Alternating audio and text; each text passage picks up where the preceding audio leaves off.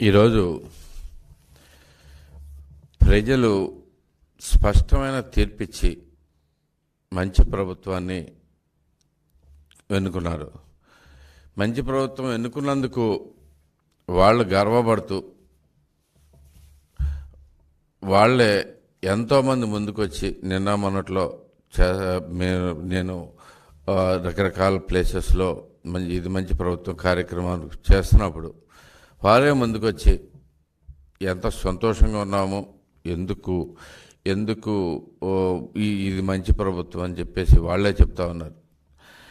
అలాంటి పరిస్థితిలో మనకి చంద్రబాబు గారు రాష్ట్రాన్ని ఒక గాడిలో పెట్టడమే కాకుండా ఇంతకుముందు జరిగిన దారుణాలు అన్నీ ఒకదాని తర్వాత ఒకటి ఈ ప్రభుత్వం హాయంలో బయటికి తీస్తూ ఉన్నారు. గత 5 ఏళ్ళలో జరిగిన దారుణాలన్నీ అందుట్లో ఒక్కదాని తర్వాత ఒకటి చూస్తుంటే విస్తుపోయే నిజాలు తట్టుకోలేనట్టుగా ఉన్నాయి.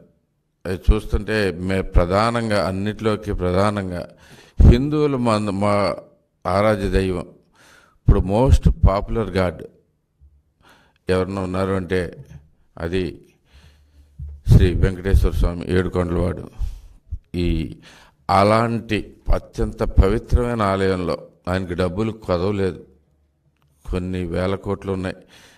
రోజువారీ భక్తులకి అంతే లేదు. ఇక్కడ మన ఇండియాలోనే కాకుండా, మన ఆంధ్రాలోనే కాకుండా ఇండియా వైడ్గాను అలాగే ప్రపంచవ్యాప్తంగాను అత్యంత ధనికమైన దేవాలయం అది. అలాంటి దేవాలయంలో వీళ్ళేదో ఆదా చేద్దామన్నట్టుగా కల్తీ నెయ్యిని తీసుకుని రావటం అనేది ఎంత దుర్మార్గమైన విషయం ఒకసారి ఆలోచించండి. ఎందుకంటే ఇది కొన్ని కోట్ల మంది భావాలకి విరుద్ధంగా వాళ్ళు బాధపడేట్టుగా ఇంత దుర్మార్గంగా వ్యవహరించి ఈ ప్రభుత్వం, పాత ప్రభుత్వం ఎంత దారుణాలు చేసిందనేది ఒకసారి ఆలోచించండి. ఇది బయటకు వచ్చేసరికి సడన్గా ఎక్కడి నుంచి పుట్టుకొచ్చారో అర్థం కాల. ఇప్పటిదాకా ప్రజలు చాలా కష్టాల్లో ఉన్నారు. వరదలు వచ్చినాయి. వరదల్లో నానా రకాల తంటాలు పడుతూ ఉన్నారు. ఈ వైఎస్ఆర్సీపీకి కంచుకోట అన్నట్టుగా ఇంతకుముందు పొద్దాక మాట్లాడుతూ ఉండేవాళ్ళు. అలాంటి నందివాడ మండలం మొత్తం మునిగిపోతే ఒక్క మనిషి కనపడలా, ఒక్కళ్ళు రాలా దగ్గరికి.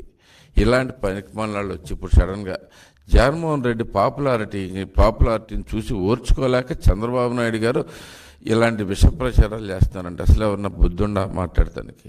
పాపులారిటీలో చంద్రబాబు నాయుడు గారు స్కై రాకెట్లో ఉన్నారు. ఆయన highest degree of the popularity because of his work. ఆయన పడిన కష్టాన్ని చూసి ఆయన చేసుకొస్తున్న చర్యలను బట్టి ఆయనకి ఎక్కడో ఉంది.